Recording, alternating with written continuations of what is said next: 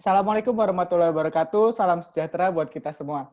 Perkenalkan, kami dari kelompok 14 akan membawakan dua materi hari ini, yaitu yang pertama adalah sumber air panas di Indonesia yang tidak berasosiasi dengan gunung api, dan yang kedua adalah Enhanced Geothermal System atau yang biasa kita sebut dengan EGS pada lapangan Jalbaka di Swedia.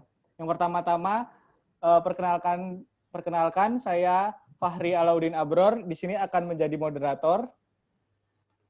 Saya Monica Gabriela. Saya Luciana Larasati Dawa. Saya Aulia Nurul. Saya Dandi Karunia Wijaya. Baik, pada materi pertama akan dibawakan oleh Aul. Pada Aul dipersilakan. Di sini kami mengambil sumber air panas tanpa berasosiasi gunung api di daerah Brumbun, yang mana terletak di daerah Paciran, Kabupaten Lamongan. Sumber mata air panas ini sendiri muncul dari permukaan tanah melalui rekan-rekan batu kapur. Daerah ini dianggap unik karena daerah kars yang jauh dari gunung berapi. Next. Lalu ada juga sumber air panas Cisolok, yang mana terletak di daerah kota Sukabumi, Jawa Barat. Sumber mata air panas ini berasal dari geyser yang melewati kerak bumi, dan airnya pun bersuhu 80 derajat Celcius. Daerah ini dianggap unik karena letaknya yang di dekat pantai. Terus, baik, terima saya kasih, kembalikan. Selanjutnya kita akan membahas tentang EGS pada lapangan Jalbaka di Swedia. Pada materi ini akan disampaikan oleh Monica, Larasati, dan juga Dandi. Baik, terima kasih kepada Fahri. Selanjutnya saya akan menjelaskan tentang Enhanced Geothermal System, di mana Enhanced Geothermal System merupakan metode non-konvensional dalam hal pengekstraksian sumber energi panas bumi. Jadi, metode ini merupakan rekayasa reservoir yang dilakukan pada batuan panas dengan memiliki nilai permeabilitas rendah dan kejenuhan fluidanya rendah yang dimiliki oleh batuan sekitarnya. Boleh di next, Fahri? Baik, salah satunya itu hot dry rock system. Jadi hot dry rock system reservoir merupakan jadi reservoir yang memiliki permeabilitas yang sangat kecil dan kedalamannya yang sangat dalam. Jadi pemanfaatan sistem ini dilakukannya dengan menggunakan hydraulic fracturing. Boleh lanjut, Tri? Untuk proses dari hot dry rock system ini, yaitu tadi menggunakan hydraulic fracturing. Jadi yang pertama itu untuk sumur itu dibor dulu sampai batuan kristalin panas, selanjutnya air diinjeksikan dengan tekanan yang sangat tinggi sehingga terbentuknya rekahan pada reservoir. Nah, air yang akan mengalir melewati rekahan yang akan terbentuk sehingga terbentuknya reservoir buatan.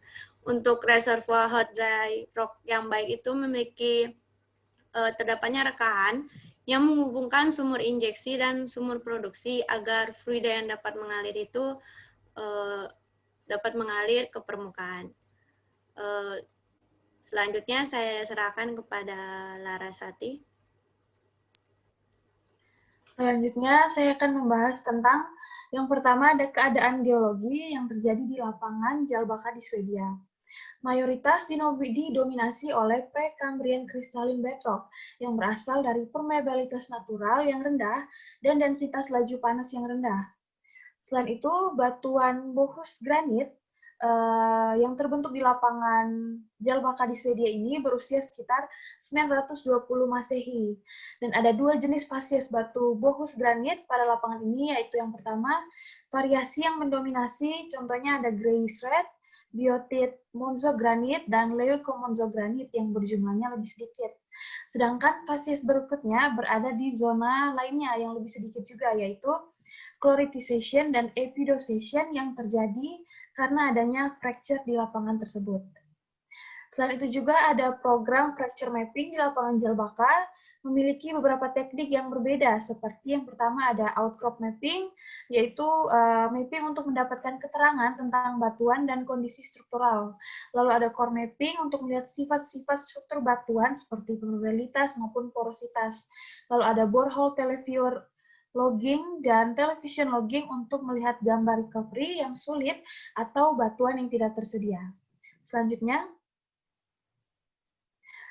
ini merupakan sejarah pengembangan yang terjadi di lapangan Jalbaka di Swedia.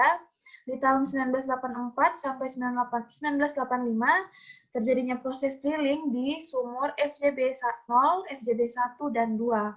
Selanjutnya di tahun 1985 sampai 1986, ada tes pada kedalaman sumur kurang dari 200 meter, yaitu shallow water injection test.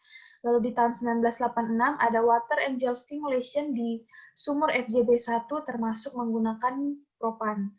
Lalu ada di tahun 1987 ada proses drilling lagi di sumur FJB 3. Lalu di tahun 1988 ada stimulasi yang kedua pada sumur FJB 3 dan FJB 1. Di tahun 1989 ada percobaan 40 day open loop circulation di lapangan FJB 3 dan FJB 1. Dan yang terakhir, di tahun 1995, ada survei cross-hole seismic untuk melihat lapangan termasuk pressurized atau unpressurized. Selanjutnya akan dijelaskan oleh Dandi.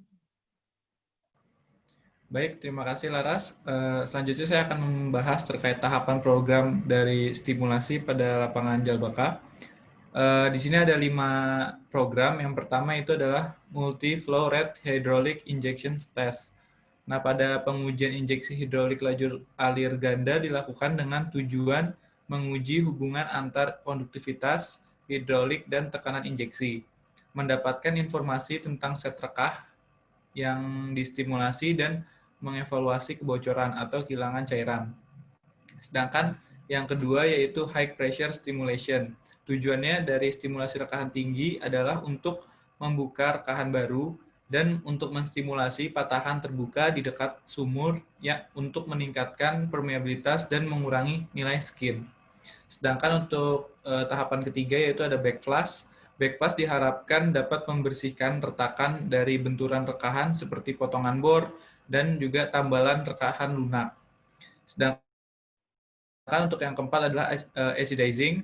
Penggunaan asam ditujukan untuk pencucian tambalan rekahan dan dengan demikian meningkatkan rekahan atau juga bisa dipakai dengan bahan silikat terutama mineral lempung dan lendir organik dapat dilarutkan oleh hidrofluorida dan karbonat oleh hidroklorida.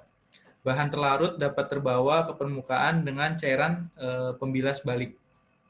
Sedangkan untuk yang terakhir yaitu adalah viscous injection with propantyl. Injeksi kental dilakukan untuk mendapatkan stimulasi yang efektif jauh dari sumur.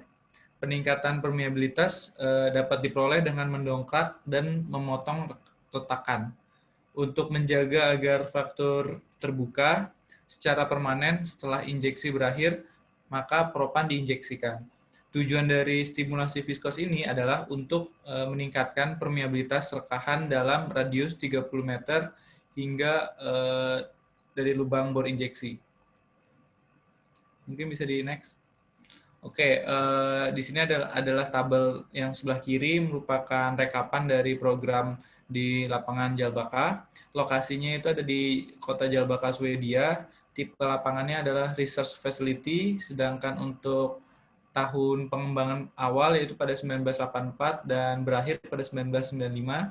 Dengan rock type-nya tadi sudah dijelaskan oleh saudari Laras, yaitu granite, dan wells-nya itu kedalaman sekitar 70 hingga 500 meter.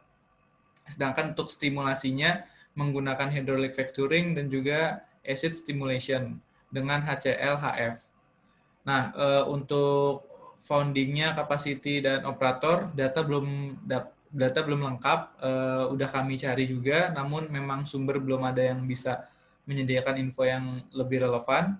Sedangkan yang sebelah kanan di sini ada tabel keadaan setelah dan sebelum dilakukan stimulasi, di mana setelah dilakukan stimulasi conductivity-nya itu meningkat pada lapangan Jalbaka.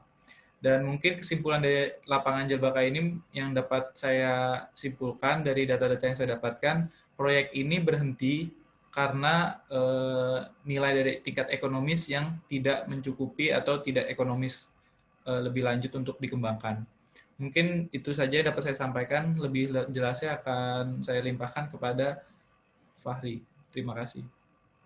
Terima kasih Dandi, Monik, dan juga Laras. Sekian pemaparan materi dari kami, dari kelompok 14. Mohon maaf jika ada salah kata. Saya akhiri. Terima kasih. Wassalamualaikum warahmatullahi wabarakatuh.